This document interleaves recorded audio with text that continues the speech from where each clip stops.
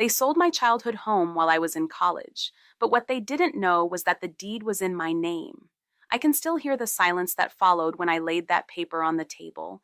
The house they thought they could take, the house filled with my memories, was never theirs to sell. But to understand how I got to that moment, I have to take you back to the beginning, to the house that built me. I grew up in a house that was more than just four walls and a roof. It was the heartbeat of my entire childhood, the backdrop of every memory that shaped me into who I am today. To me, that house wasn't just a structure made of wood and brick. It was alive. It breathed with us. It carried our laughter in its corners, and it absorbed our tears into its walls. The front porch creaked in a way that was oddly comforting, a sound that became its own kind of welcome home song.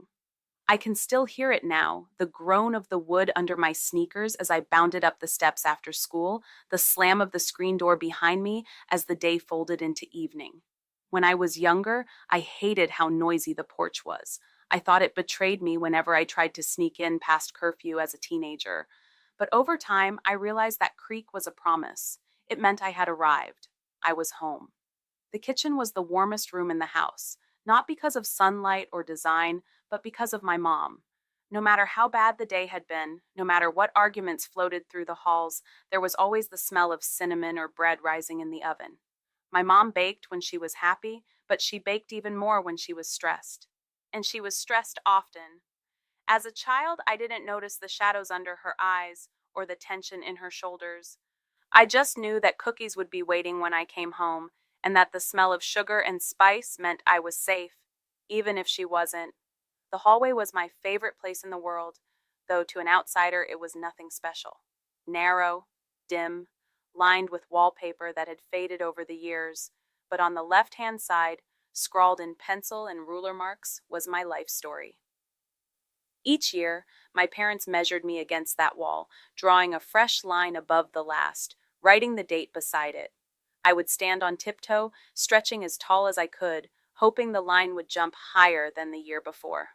Those marks were proof that I was growing, that time was moving, that the house was keeping record of my existence.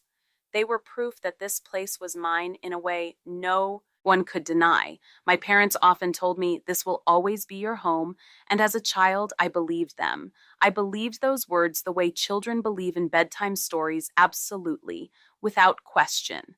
That house was forever. It was safety. It was the one thing in life I thought could never change. But even in those early years, when innocence still softened the edges of reality, I could feel undercurrents that didn't match the warmth I loved so much. I noticed the way my parents' voices would drop to hushed tones late at night, carrying through the thin walls like secrets too heavy for daylight. Their conversations would stop abruptly if I walked into the kitchen, replaced by tight smiles and everything's fine in tones that never convinced me. The bills were always there, scattered across the table like unwelcome guests. I remember the red numbers scrawled at the top of envelopes, words like final notice stamped in harsh black ink. My father would sit with his head in his hands, rubbing his temples, muttering the same phrase over and over like a prayer he didn't believe in. Well, figure it out. Well, figure it out. He said it so many times I thought it must be true. But even as a child, I could sense that figuring it out was getting harder every year. And then there was one moment small, fleeting, but unforgettable, that etched itself into my memory like a photograph burned into film. I must have been 8 or 9 years old, sitting halfway down the stairs, pretending to do homework, but really listening. My mom stood in the kitchen with a manila folder in her hands. Her face was pale, her movements deliberate. She slid the folder into the cabinet above the refrigerator, the one we rarely used. Then she turned to my dad and whispered, "Keep this safe." He nodded, his expression serious in a way that made me sit up straighter. He closed the cabinet door with care, as if sealing away something fragile, something that could not be lost. At the time, it meant nothing to me, just another secret tucked into a house already full of them. To my young eyes, it was no different than the jars of pickles or the mismatched mugs we stored in that same cabinet. I didn't know what was inside, didn't know that the folder held the deed to our home. a thin stack of papers with the power to decide who we were, where we belonged, and what could never be taken from us. I grew older, and the memory of that folder blurred into the backdrop of my childhood. But years later, when everything I thought was solid began to crack, when my parents' promises of this will always be your home dissolved into betrayal, I remembered it.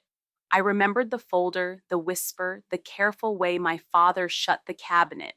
And that single moment, those three words, keep this safe, became the anchor that gave me a fighting chance when everyone else believed I had already lost.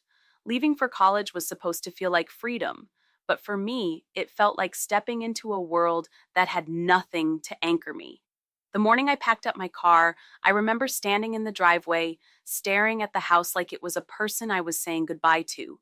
The porch steps creaked under my weight one last time, the faded shutters rattled against the wind, and the old oak tree in the yard swayed as if waving me off.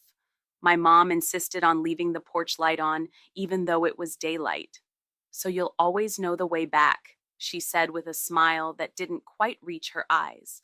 My dad stood next to her with his arms crossed, trying to look strong, but his jaw tightened in a way I'd only seen when he was holding back tears.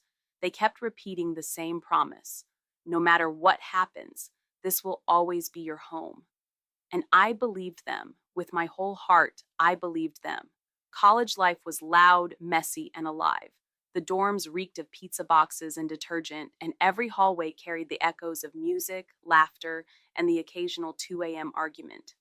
For the first time in my life, I was surrounded by people who knew nothing about me. They didn't know the smell of my mother's kitchen or the squeak of the porch swing I had fallen asleep on countless summer nights. They didn't know the story of the house I came from, the one place that had always made me feel safe. And though I threw myself into the whirlwind of lectures, study groups, and late night conversations, there was always a part of me that ached for home. At first, my parents filled that gap. They called every Sunday like clockwork. My mom would ask if I was eating, and my dad would throw in sarcastic reminders to actually open a textbook once in a while. They mailed me care packages that smelled like cinnamon and soap home tucked into cardboard. Hearing their voices made me feel tethered, like no matter how far I drifted into this new world, I could always trace my way back. But then the pattern shifted. One Sunday call turned into a quick midweek text. "We'll call you later. Busy today, everything's fine." The conversations, when they happened, started feeling shorter, rushed, distracted. My dad's voice became a rare sound on the line, and when my mom spoke, it was often while she was shuffling papers or sighing quietly as if her mind was elsewhere. I asked if something was wrong, but she brushed it off with, "Don't worry about us. Focus on your studies." Her words sounded caring, but her tone was heavy, and it stayed with me long after we hung up. Then came the envelope. Thin, crisp, official. It was slipped under my dorm door one afternoon, my name scrawled across the front in handwriting I didn't recognize. When I opened it, I expected maybe a bank statement or a clerical mistake. Instead, I was staring at a letter filled with words I didn't fully understand, but that carried an unmistakable weight. Escrow, transfer, closing date. And then, like a knife twisting in my stomach, I saw the address. My address, the house where I grew up, the house I thought was untouchable. My first instinct was denial. I told myself it had to be some kind of refinance notice, some banking technicality that I didn't know about. My parents wouldn't sell our home. They wouldn't keep something like that from me. They promised it would always be mine. I folded the letter, slid it into my desk drawer, and tried to forget it. But late at night, when the dorm quieted and all I had was the hum of my roommate's fan, I kept hearing my mom's voice in my head, not the words, but the heaviness behind them, and the silence on the other end of those calls suddenly made more sense. I told myself I was overthinking, that everything was fine, but deep down, I knew better. Something was happening back home, something big, and I wasn't supposed to know about it. Not yet. The envelope had been the first tremor, the warning sign I tried to bury in the back of my mind. But the real earthquake hit one rainy afternoon in the campus library.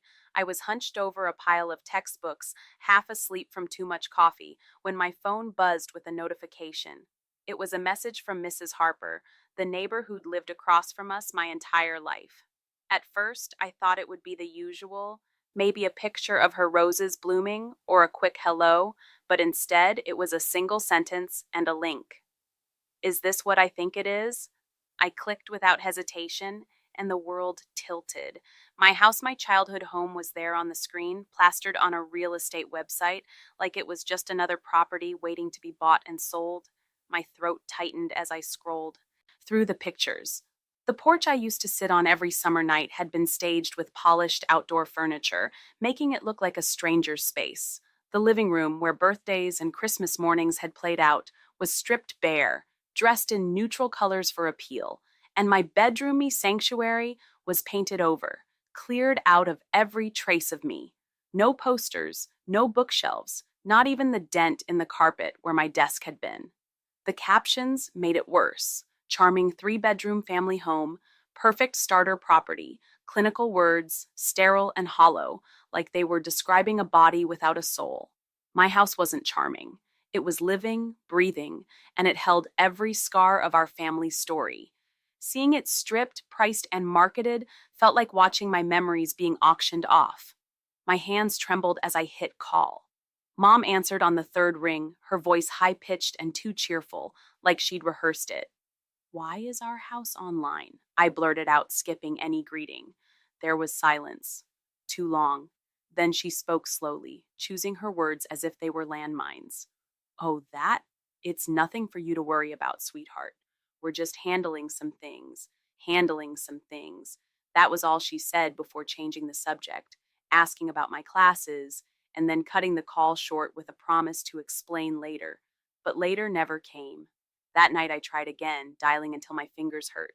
No answer. I texted Dad, desperate, angry. Hours passed before he replied with a single line: "Everything's fine. Focus on school." The words felt like a knife.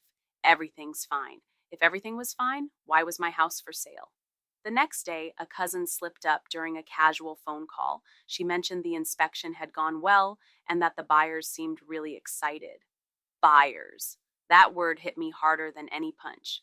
My family was already in the middle of selling my childhood home, and I was the last to know. I felt like the ground had been ripped out from under me. My parents had always said this house would be mine, that it was part of my future, a promise carved into the walls with those pencil marks of my height. And now it was being handed to strangers without a single conversation, without even the courtesy of telling me the truth. That night, I couldn't sleep. I sat in the dim glow of my laptop, staring at the listing over and over until the images blurred. Every time I scrolled, I found something new that twisted the knife deeper. The way they called the yard low maintenance when I knew every patch of grass had been mowed by my dad's tired hands, or the way they listed the kitchen as updated when I knew it was my mom who had painted those cabinets by herself, brushstroke by brushstroke. But then my eyes fell to the bottom of the listing where the details sat in small print. That's when I saw it: closing date. Not a vague coming soon, not available, a date, weeks away, final. I slammed the laptop shut so hard it rattled the desk. My chest felt like it was caving in. They weren't just planning to sell, they were already doing it. Behind my back, behind my trust. In that moment, denial died. The red flags I'd been ignoring were no longer whispers, they were alarms blaring in my face. My parents weren't protecting me, they were cutting me out. And the worst part, they didn't think I would fight back, but they were wrong. The night I saw the closing date on that listing, something inside me cracked wide open. Shock turned to anger, anger turned to panic, and then panic hardened into something sharper: resolve. If my parents thought they could sell my childhood out from under me without a fight, they didn't know me as well as they thought. I wasn't a little kid anymore, and I wasn't going to sit quietly in the dark. The next morning, I skipped class, skipped breakfast, and walked straight to the campus library. The computer lab was nearly empty, the hum of the machines filling the silence. I sat down at one of those clunky old monitors, my heart pounding in my ears, and typed in the name of my county's property records office. I didn't even know if I had the right to look anything up.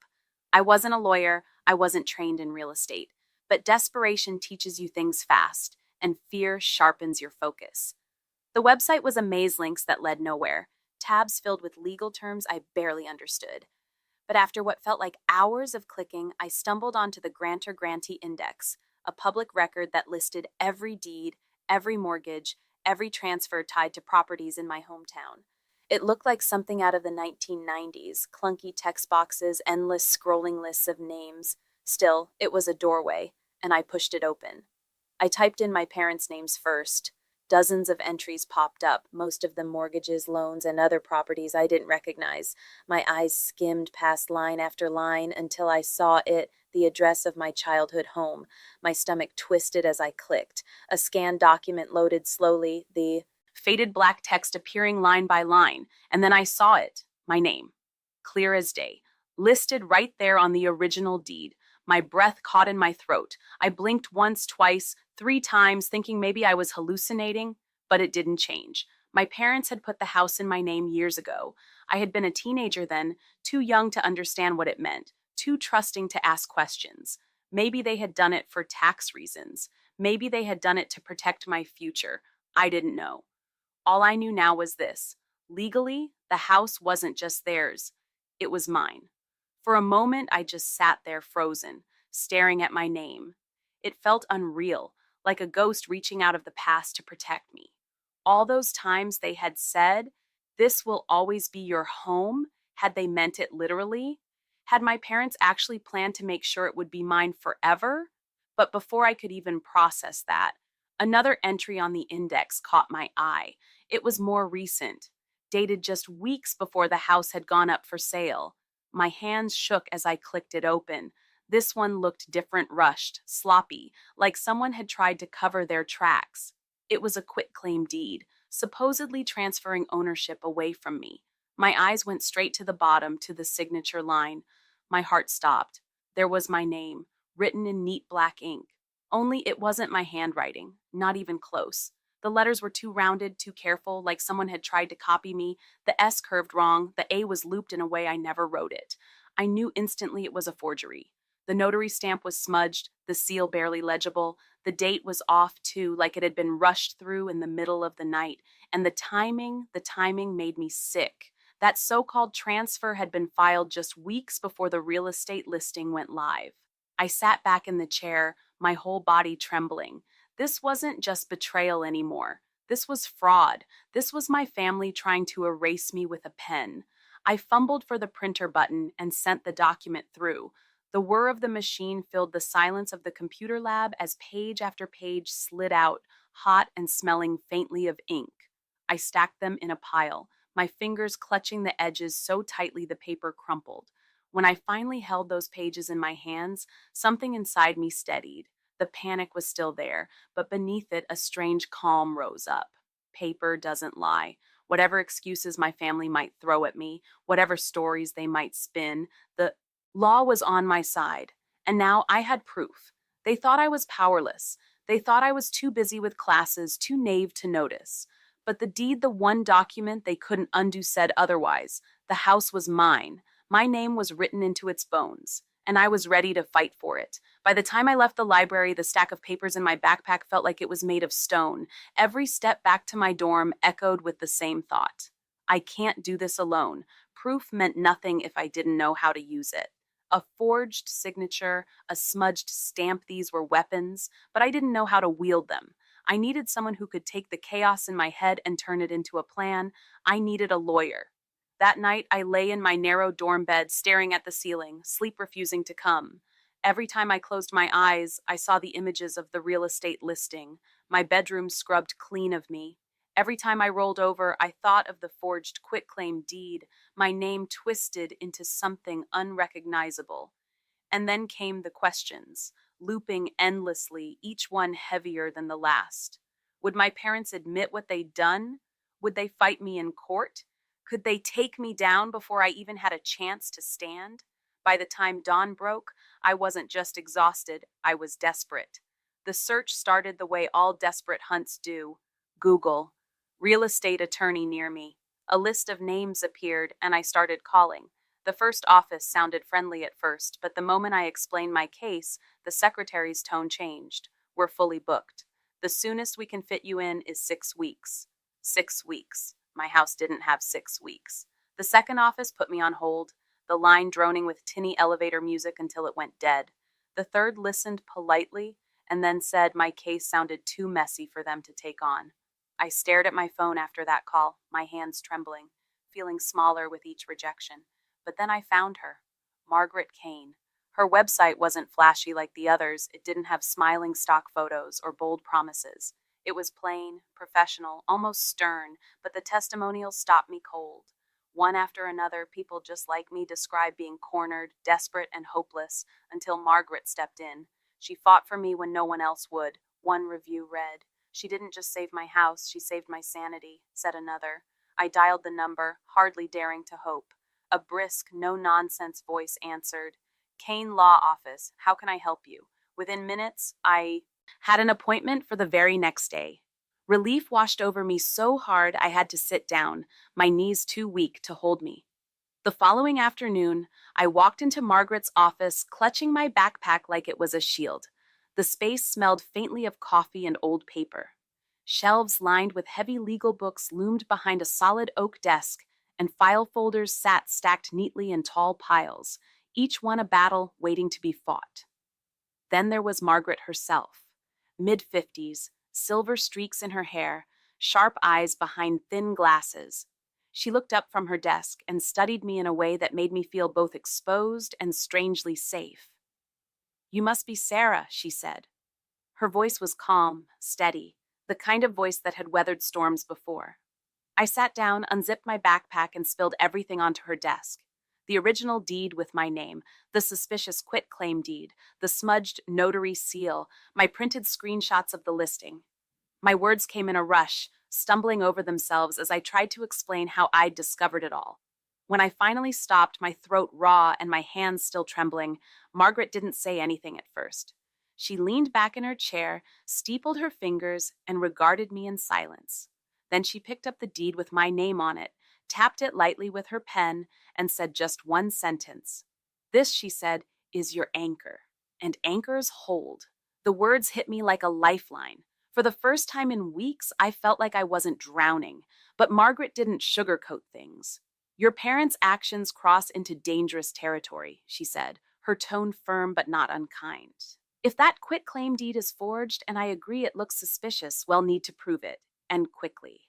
The sale is already moving forward. Every day that passes brings us closer to closing. Time is not on your side." Her words sent a chill through me, but they also lit something else. Fire. I wasn't imagining things. I wasn't overreacting. What they had done wasn't just betrayal, it was illegal, and now I had someone willing to fight beside me. She laid out the plan like a general mapping a war. Step 1. File for an injunction to freeze the sale before closing. Step 2. Prepare a quiet title action, a lawsuit to officially establish that I was the rightful owner and that any fraudulent transfer was null and void. Step 3. If evidence confirmed the forgery, pursue penalties for whoever had pushed the fraudulent deed. I sat there absorbing every word, the plan settling into me, like armor. Margaret slid a folder across the desk toward me. "You'll need you to sign a retainer agreement," she said, "and from this moment forward, don't speak directly to your family about this matter. Let me handle it. We fight this by the book." I nodded, my throat tight, my hands still shaking as I signed. But when I slid the folder back to her, something inside me shifted. Fear hadn't vanished, but it had transformed into determination. As I walked out of her office into the cool evening air, I felt lighter, steadier. I wasn't just reacting anymore. I was preparing. I had someone on my side who knew the battlefield, and together we were going to fight. And if my family thought I would roll over quietly, they were about to find out just how wrong they were. For days after meeting Margaret, I couldn't shake the weight in my chest. Every night I lay awake in my dorm, staring at the ceiling, hearing her words over and over, "Anchors hold, I had proof, I had a plan." But there was one thing I didn't have answers. Why had my parents done it?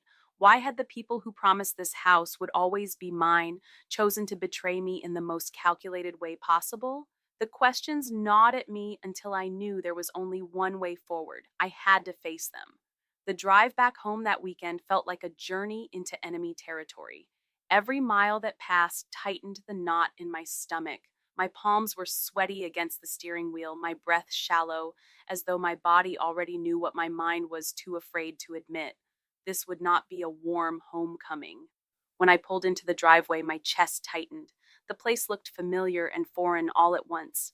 The flower beds were empty, the grass untrimmed, and in the corner of the yard, leaning against the porch rail, was a for sale sign still wrapped in plastic. My house me house was being prepped to be sold off like it was just another transaction. Boxes were stacked near the garage, labeled in thick black marker: kitchen, bedroom, basement. It was as though my entire childhood had been sorted into neat categories ready to be carted off. I walked up the steps, each creak of the porch boards feeling like an accusation. When I opened the door, the air hit me stale, empty. The house no longer smelled like cinnamon and wood polish. Half the furniture was gone. The walls that once held family photos were bare, the nail holes like scars. It wasn't my home anymore. It was just a property, gutted and stripped for strangers. Sarah? My. Mom's voice floated from the kitchen, light but tinged with unease. She appeared in the doorway a second later, a smile plastered across her face, but her eyes gave her away. They darted nervously as though she'd been caught red-handed. "You're home early. What a surprise." My dad came in behind her. His face was a mask of stono smile, no warmth, just a guarded, hardened stare. I didn't waste time. My voice shook but didn't falter as I swung my bag onto the table and pulled out the documents. I laid them flat on the wood, the same table where we had celebrated birthdays, blown out candles, and laughed until our sides hurt. The contrast was unbearable. "What is this?" My words cut through the silence. My mom's hand reached toward the papers, trembling.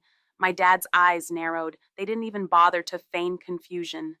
Guilt flickered across their faces, plain as day. "Sarah," my dad started, his voice low, heavy. "You don't understand. We had no choice."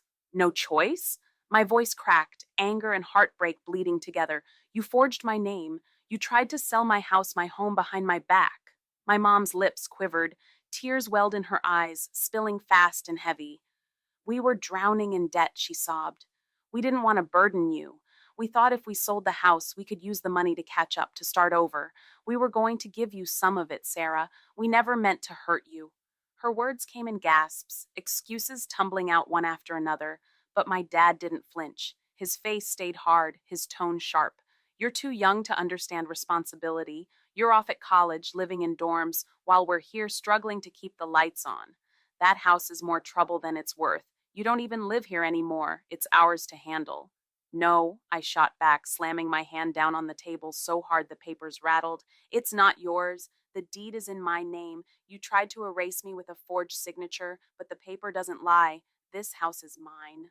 For the first time, my father's confidence faltered. His jaw tightened, his eyes flicked toward the quitclaim deed on the table, then back at me. "You can't prove it," he muttered. But his voice lacked conviction. "Yes," I said, my tone steadier than I ever thought possible. "I can, and I will. Margaret Kane is my attorney, and she's already moving to stop the sale." Silence fell like a hammer. My mom wept into her hands, her shoulders shaking. My dad's face flushed crimson, his anger barely contained, but he said nothing. In that silence, I realized something monumental: they weren't in control anymore. For the first time, I was. I gathered the papers, slid them back into my bag, and rose from the table. My legs didn't tremble. My voice didn't waver. "If you try to push this sale through," I said, locking eyes with my father, "you'll be fighting me in court. And I promise you, I'm ready." I walked out, each step echoing on the hardwood floor like a drumbeat. The house no longer felt like home, but as I crossed that threshold, I realized something important. What I was fighting for wasn't just walls or rooms or a porch light that once guided me back. I was fighting for myself, for my worth, for my place, for the truth. And as the door shut behind me, I knew the next battle wouldn't be fought in a kitchen or a living room. It would be fought in front of a judge. The confrontation in the kitchen had left me trembling, but not broken. If anything, it had carved something new inside me, a resolve I never knew I had. My parents weren't going to back down. They believed they could still silence me, that their authority would outlast my courage. But what they hadn't counted on was that I had the law on my side. And thanks to Margaret, I had someone who knew how to wield it. She wasted no time. Within 48 hours, she had drafted and filed an emergency motion for an injunction to halt the sale. "If the sale closes, it'll be harder to undo," she told me, sliding the paperwork across her desk. We need to freeze everything in place before it's too late. Her words made my chest ache with fear and relief all at once. The sale wasn't just looming, it was days away. If Margaret hadn't acted fast, I would have woken up one morning to discover that my house had already been handed to strangers. The thought made me sick. The hearing was scheduled for that same week. The morning of, I woke before dawn. My dorm was quiet, my roommate asleep, the only sound the hum of the radiator and the pounding of my own heart. I dressed in the only professional clothes I owned, a plain black skirt and blouse, and stared at myself in the mirror, whispering the words Margaret had given me. Anchors hold. The courthouse loomed like a fortress, all gray stone and towering columns that cast long shadows across the lot. I walked up the steps beside Margaret, my knees weak but her stride steady. Inside, the air smelled of varnished wood and paper, the hush of voices, the shuffle of shoes, the faint echo of gavels from other rooms, it all pressed down on me. Like gravity. When we entered the courtroom, my breath caught. My parents were already there, seated at the opposite table with their attorney. My mom's hands twisted in her lap. She avoided my eyes. My dad sat stiff and unyielding, his glare locked on me like I was his opponent. Their lawyer looked polished, smug, as if this was already decided. The clerk called the case. The judge entered. She was a woman in her 60s with steel gray hair pulled back, her eyes sharp behind her glasses. Her voice carried authority as she announced, "We are here today to consider the emergency motion filed regarding the property at 214 Brookside Avenue." Hearing my address spoken in court sent a shock through me. My parents' lawyer spoke first. His tone was smooth and practiced.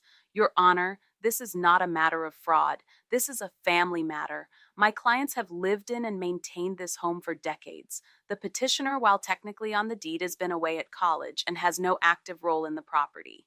The recent transfer was a practical decision, one meant to manage financial burdens." He spoke of me like I was irrelevant, a name on paper with no weight. Margaret rose slowly, her presence calm and unshakable. "Your Honor, the original deed names my client as the legal owner of this property. That deed is valid, recorded, and binding. The attempted quitclaim deed filed recently is riddled with irregularities. The signature does not match my client's. The notary seal is smudged. The date sequence is inconsistent. We contend this was a fraudulent attempt to strip her of her rights." She slid a folder across the table. "Here are certified copies of the documents." The judge flipped through the pages, silent except for the rustle of paper. My heart pounded so hard I could feel it in my throat. Finally, she looked at me.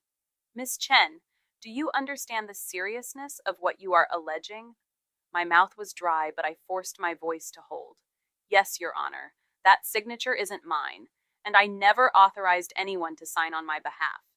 The words filled the room. My father shifted in his seat. His lawyer whispered urgently in his ear. My mother dabbed at her eyes with a tissue. The judge tapped her pen, her face unreadable. Then she spoke. "Given the evidence presented, this court finds sufficient cause to grant the emergency injunction.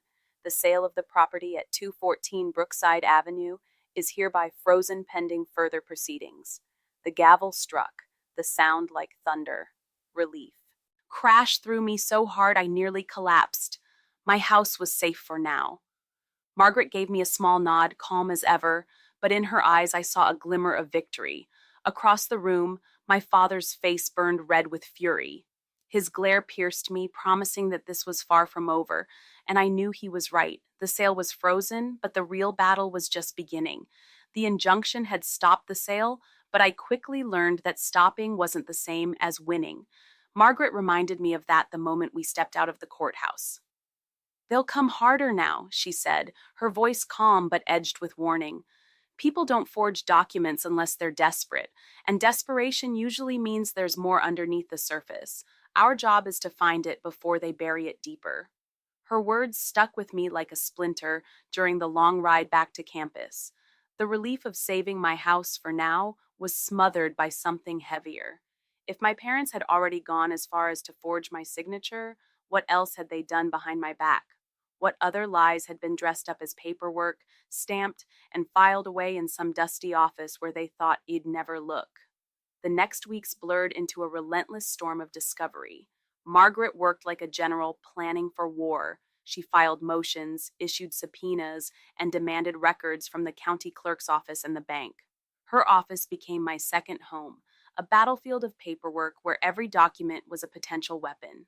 I would sit across from her at the polished wooden table, stacks of files piled so high they blocked the light. At first, the documents were impossible for me to understand. Paragraphs of legal jargon ran together, and my eyes burned as I tried to make sense of lines that read like another language. But Margaret was patient. She walked me through it slowly, pointing out what mattered, teaching me to see what was hidden in plain sight. That's when the patterns began to emerge. The forged quitclaim deed, the one that nearly cost me everything, wasn't a one-off. It was just the latest in a string of suspicious moves. My parents had refinanced the house multiple times. Sometimes the loans were in both our names, sometimes they weren't. In some cases, my name appeared without my knowledge. In others, it was missing altogether when it should have been included. Mortgages opened and closed, debts shuffled from one account to another, money borrowed against equity that legally belonged to me. It was like finding out. The floorboards beneath my childhood home had been hollow all along, rotted from within, while I believed they were solid. I sat there one night in Margaret's office, my hands shaking as I flipped through yet another stack of loan documents. "They used my name," I whispered. "They actually used my name on these without telling me." Margaret nodded, her expression grim. "And that's not just betrayal. That's fraud." But the real turning point came with the notary logs. Margaret had requested copies of the records from the exact date the forged quitclaim deed had supposedly been signed. When the binder arrived, thick and heavy, she flipped through it page by page, her eyes sharp behind her glasses. Then she froze. "Here," she said, sliding the book toward me. "Look at this entry." I leaned over, squinting at the small handwriting. My breath caught in my throat. The notary who supposedly witnessed and stamped the fraudulent deed, he had died 3 years earlier. The blood drained from my face. That means, Margaret finished for me, her voice low but firm. This wasn't an accident. This wasn't sloppy paperwork. Someone deliberately used a dead man's stamp. This was calculated. The room spun around me. It was one thing to believe my parents had made a desperate mistake. It was another to face the truth that there's someone working with them had intentionally faked documents at the highest level. Margaret closed the binder with a decisive snap. "Next step is the bank. If loans were tied to this property under false pretenses, well, prove it. Once we show the court that the fraud extended beyond the deed, your parents' credibility will shatter." I stared at the documents spread across the table, anger burning hotter than fear now. My parents hadn't just tried to sell my house. They had turned it into a pawn in a game I never agreed to play. They had leveraged it like a bank account, using my name when it suited them and erasing me when it didn't. They thought I'd be too young, too distracted, too naive to ever notice. But they were wrong, and with every page we uncovered, the truth began to stitch itself together into a story the court couldn't ignore. This wasn't about a family disagreement. This wasn't about who deserved the house. This was about lies, forged signatures, and the kind of fraud that turned blood ties into battle lines. By the time I left Margaret's office that night, the folder in my hands felt heavier than ever. But this time, it wasn't a weight of fear. It was a weight of power, proof, truth, evidence that couldn't be hidden or explained away. And with every step I took back into the night air, I knew one thing with absolute certainty. My parents had underestimated me for the last time. The injunction had been a victory, but Margaret reminded me again and again, an injunction is a pause, not a conclusion. The real battle will be fought at trial. And now, that battle had finally come. The courthouse towered in front of me that morning, its stone walls gray and imposing against the pale sky. The steps felt endless beneath my feet, as though the building itself wanted me to turn back. My hands shook as I clutched the folder of documents Margaret insisted I bring. Each step was heavy, like I was walking toward Judgment Day. Inside, the courthouse was alive with tension. Lawyers rushed by, their polished shoes clicking against the marble floor. Families huddled in corners, whispering, their faces etched with worry. Bailiffs moved with quiet authority, keeping everything in order. I felt swallowed up in it all, a college kid thrust into a world I didn't belong in. But the moment I remembered the forged deed, the smudged stamp, and my name twisted into something false, I straightened my shoulders. This was where I needed to be. The courtroom itself smelled of varnished wood and coffee. The benches were packed with people waiting for their cases, the air buzzing with low murmurs. And then I saw Demi parents, sitting at the opposite table, their lawyer between them, like a wall separating us forever. My mother's shoulders were hunched, her face pale, her eyes puffy from crying. She gave me one fleeting glance before looking away, guilt written across her features. My father didn't flinch. He sat tall, his face hard, his eyes forward. He looked less like a father and more like a man ready to fight to the bitter end. Margaret leaned close and whispered, "Steady your breathing. This isn't about feelings. It's about the truth. And truth is on our side." Her calmness was like a hand gripping mine in the storm. The judge entered, a woman in her 60s, her hair steel gray, her eyes sharp behind rimless glasses. When she spoke, her voice carried like thunder. "Court is now in session. We are here to determine rightful ownership and the validity of documents concerning the property at 214 Brookside Avenue." Hearing my address in her voice sent a chill through me. My homey very identity was on trial. The opening arguments began. My parents' lawyer rose first. He was smooth, polished, the kind of man who could sell sand in a desert. "Your Honor," he said, "this is not fraud. This is a family matter, twisted into something it is not. My clients have lived in and cared for this home for decades. They've paid the bills, repaired the roof, kept the lights on. Their daughter, though listed on the deed, has not contributed financially or otherwise. She has been away at college, and while she has every right to pursue her future, her parents should not be punished for shouldering the responsibility she abandoned. The transfer of ownership was practical, not malicious. It was about keeping the home secure and within the family." I gripped the edge of the table so hard my knuckles turned white. Practical? Secure? They had erased me from my own home and called it practicality. Then Margaret stood. She didn't posture, didn't raise her voice. She didn't need to. Her calmness demanded attention. "Your Honor, the facts are not complicated. The original deed recorded years ago names my client as a legal owner of this property. That deed is valid and binding.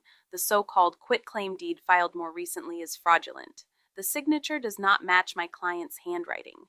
The notary stamp belongs to a man who was deceased 3 years before the alleged signing, and loan records reveal a series of transactions against the property done without my client's knowledge or consent. This is not a misunderstanding. This is fraud."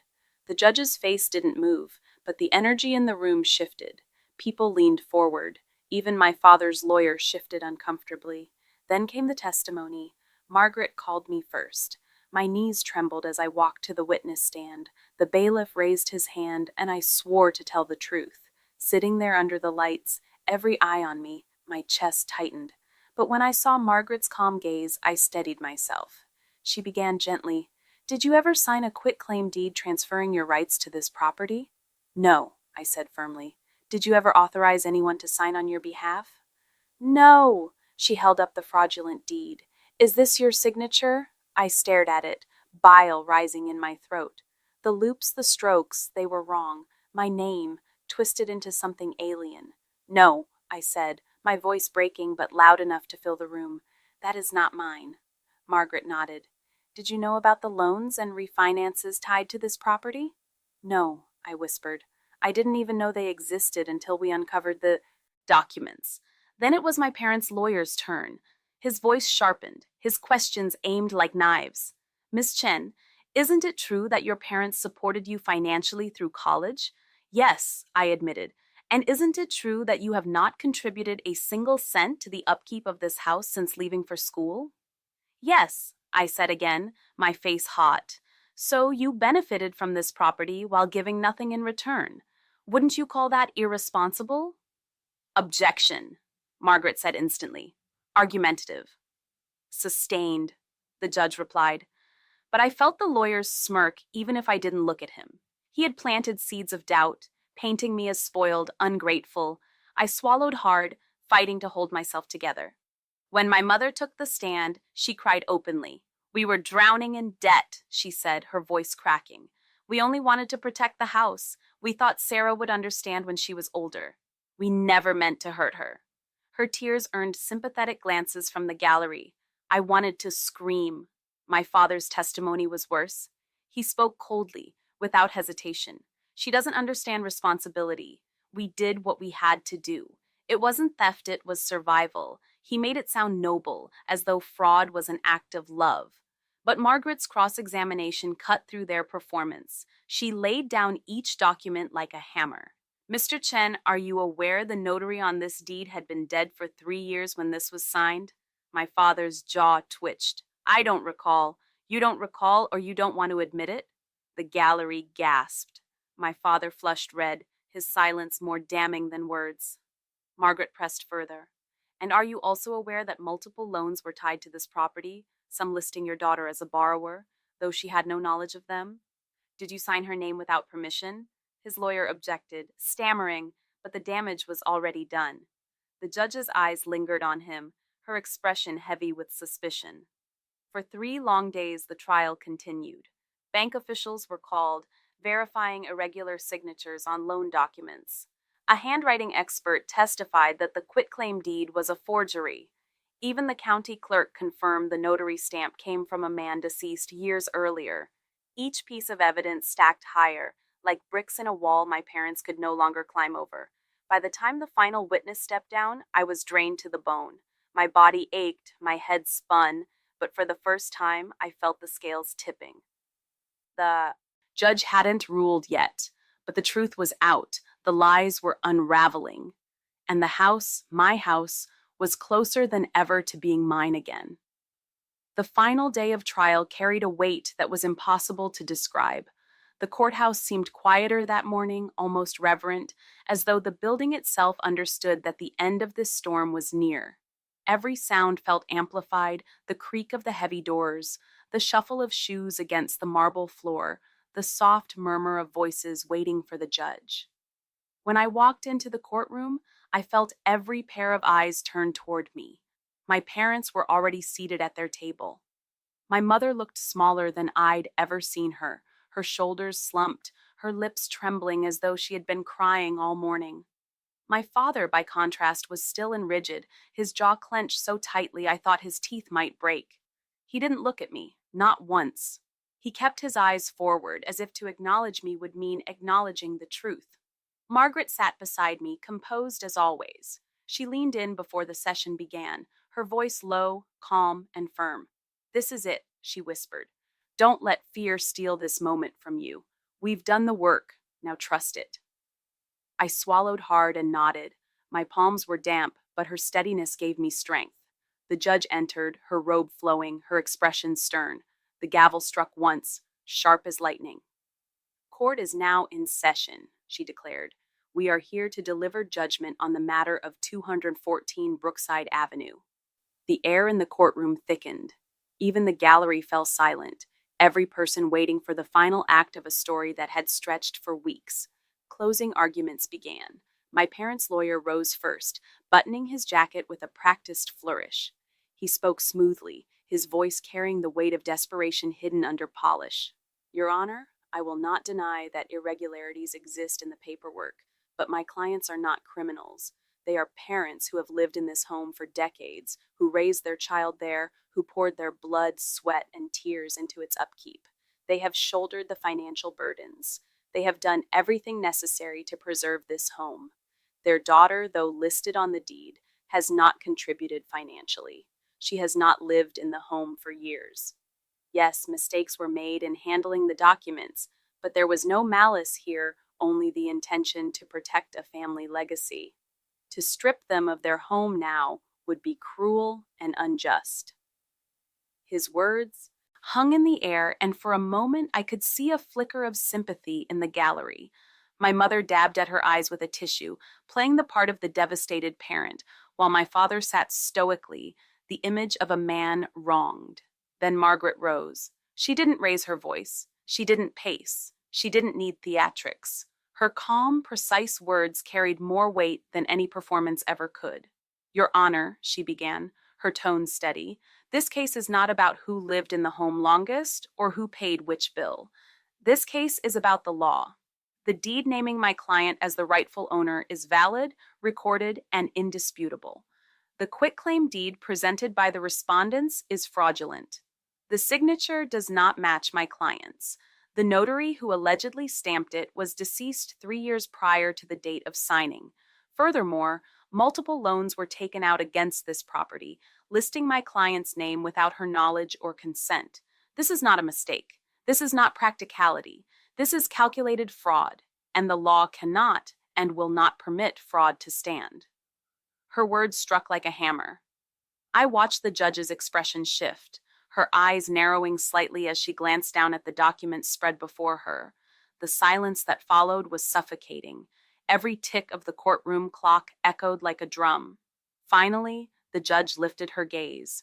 She adjusted her glasses, set down her pen, and spoke with deliberate weight. This court has reviewed the evidence, the testimony, and the documents presented. It is the judgment of this court that the quitclaim deed is void due to fraud and irregularities.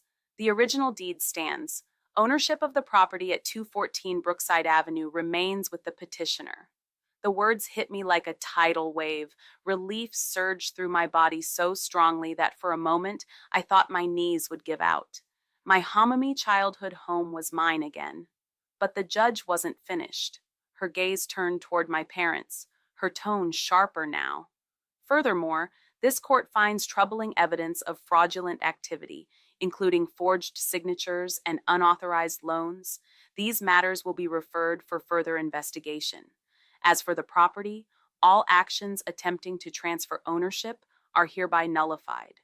The petitioner retains full rights. A gasp rippled through the courtroom. My mother's sobs broke the silence, muffled behind her hands. My father sat stone-faced, but the red flush creeping up his neck betrayed his fury. He still refused to look at me. The gavel struck one final time. This court is adjourned. It was over. The room erupted in noise, people shuffling, papers rustling, voices rising, but it all blurred around me. I sat frozen for a moment, my heart racing, my hands trembling. Then Margaret touched my shoulder, her voice quiet. You did it. They underestimated you, and you proved them wrong. I nodded, tears spilling down my cheeks before I could stop them. For the first time in months, I felt the crushing weight of fear lift off my shoulders. I was free. As I walked out of the courtroom, the sunlight streaming through the tall windows felt different, warmer, sharper, like the world itself was acknowledging what had just happened. Outside, the air was cool and crisp, the sky stretched wide above me. I inhaled deeply, savoring the taste of freedom. My parents followed behind, their lawyer murmuring quietly to them. My mother glanced at me, her face streaked with tears, but said nothing. My father walked past me without a word, his eyes cold, his mouth pressed into a thin line. For a moment, I felt a pang of grief. This was my family. These were the people who had raised me, and yet here we were, strangers divided by lies and betrayal. But then I remembered the forged signature, the fake notary stamp, the countless nights I had spent terrified of losing my home, and the grief hardened into resolve. They had chosen this path. They had gambled with my future, and they had lost. When I finally stepped out of the courthouse into the open air, I felt something I hadn't felt in so long: control. The house was safe. The truth had prevailed. And though the scars of this fight would never fully fade, one thing was certain. They had tried to take everything from me, but in the end, I had won it all back. In the days after the verdict, life felt strangely suspended. For months, every breath, every thought, every action had been consumed by the trial. There had always been another document to find, another hearing to prepare for, another night spent staring at the ceiling in my dorm room, rehearsing the words I would have to say in front of strangers who held my future in their hands. And then, in the span of a single gavel strike, it was over. The silence that followed was almost alien. But silence does not mean peace. The weight of what had happened lingered, heavy and complicated. Yes, the house was mine again. The deed was secure, the fraud exposed, the lies shattered under the light of the truth. But victory came with its own kind of grief, the kind that settles in when you realize your win was carved out of the wreckage of your own family. When I returned to the house for the first time since the trial, I parked in the driveway and just sat there, my hands on the steering wheel, staring at the front porch. The for sale sign that had once leaned against the railing was gone. The lawn was overgrown, the flower beds bare, the windows dull with dust. To anyone else, it probably looked like just another tired property waiting to be bought or abandoned. But to me, it was a battlefield, a monument, and a lifeline all at once. I finally stepped out of the car, my shoes crunching against the gravel, and walked slowly toward the front door. Every creak of the wooden porch boards brought back echoes of childhood, running feet, laughter, the slam of the screen door on summer evenings. I unlocked the door and pushed it open, my breath catching at the smell that greeted me. It was faint now, faded by time and emptiness, but I could still detect it: wood polish, old fabric, the unique scent that belongs only to the place you grew up in. Inside, the rooms felt both hollow and alive. The walls were bare, stripped of family photos, but I still saw them in my mind. There was the frame that had held my kindergarten picture, with my missing front teeth and pigtails. There was the Christmas morning snapshot, me clutching a stuffed animal while the tree glowed in the background. Even without the pictures, the memories clung stubbornly to the walls, as though the house itself refused to let go. I walked through each room slowly, trailing my fingers along the walls, listening to the echoes of the past. The pencil marks in the hallway were still there, faint but visible, showing my growth year after year. The third stair still groaned under my weight, betraying me just as it had when I was a teenager sneaking snacks at midnight. In the kitchen, I could almost hear my mother humming while she cooked, the clatter of pans and the smell of simmering soup filling the air. I sank to the floor in the living room, the sunlight streaming through the window and spilling across the wooden boards, and that was when the tears came. Not the sharp, hot tears of anger or fear that I had shed in the courtroom, but deep, quiet tears of release. For months I had been fighting tooth and nail to save this house, and now that it was safe, the full weight of it all finally hit me. This house wasn't just mine. Because my name was on a piece of paper. It was mine because it held every part of who I had been: the laughter, the lessons, the love, and yes, even the betrayals. I realized then that the fight had never just been about a building, it had been about my worth. About refusing to let the people who had doubted me own parents included, erase me from my own story. They had thought I was too young, too distracted, too weak to notice. They had thought they could sell away my foundation and leave me with nothing. But what they hadn't counted on was that the deed had carried my name all along, and that I had the courage to fight for it. The aftermath with my parents was brutal.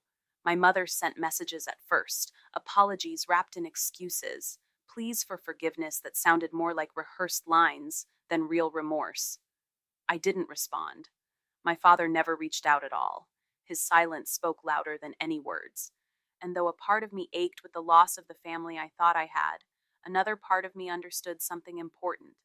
Family is not defined by who shares your blood, but by who respects your soul. In the months that followed, I focused on rebuilding, not just the house, but myself. I repainted the walls, cleaned the floors, planted new flowers where weeds had grown. Each act of care felt like reclaiming not only the home, but the pieces of me that had been bruised and doubted. The process was slow, sometimes exhausting, but it was mine. Every brush stroke, every nail hammered, every small victory was proof that I wasn't powerless anymore. And as I stood one evening on the porch, watching the sunset bleed across the sky, I thought back to the beginning, to the fear, to the betrayal, to the moment in court when the truth finally crushed the lies, and I smiled, not because everything was healed, but because I had survived, because I had won. They sold my childhood home while I was in college, but they forgot whose name was on the deed, and that mistake cost them everything.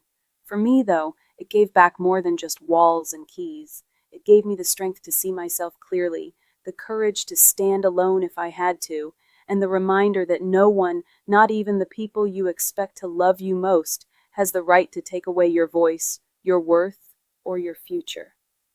That night, as I locked the door behind me and felt the weight of the keys in my hand, I whispered a promise to myself. No one would ever take this from me again, and for the first time in a long time, I believed it with my whole heart.